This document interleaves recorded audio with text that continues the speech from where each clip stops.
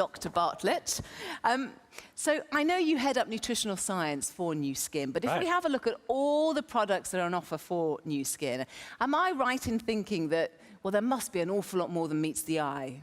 Absolutely, yes. When you look at a product, you're really looking at the tip of the iceberg, right? It just takes such a long time for your favorite product to really get to the launch pad. It involves at least a couple of years, sometimes 2 to 5 years, and about 50 experts have their fingerprints on the product by the time it reaches you. So as you can imagine then, with all of that time and all those people, it costs quite a lot to do product development. I bet it does. That's extraordinary. 50 people, I had no idea. Okay, let's hone in and take, I don't know, one product as an example. How about the Perennial Body Moisturizer? I know that's a very popular, well-established product within the Nu Skin portfolio. How was that star born? Oh, that's a good one. I'm glad you brought that one up. So years ago, actually, one of our scientists, Dale Kern, was studying in a very obscure area. He read a paper that described these perennial plants. These are the ones that live for several years, and they rejuvenate and renew every spring, right? So perennial means sort of forever or renewing.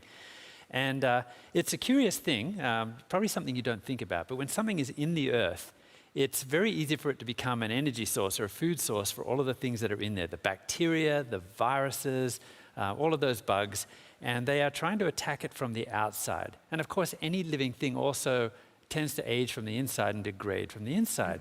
So these scientists wondered, how does the bulb resist all of these attacks upon it? And they actually discovered one molecule within the bulb that was responsible for protecting it and helping it to renew itself every year. And so that then became the nucleus of their idea that perhaps this ingredient would be good for the skin. So that was the idea. Right. One nugget of information. Yes. And then what happened next? I suppose it goes to the laboratory.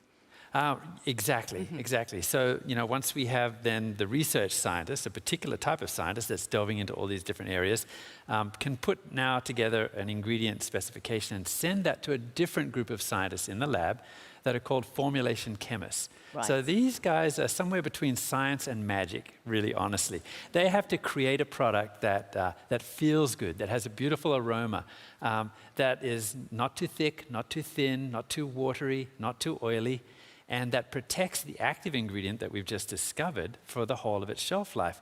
And this is not easy. Now, keeping it stable, having all of those qualities forever so that it doesn't separate out or do anything like that. So, this requires a lot of expertise and also a lot of different tries.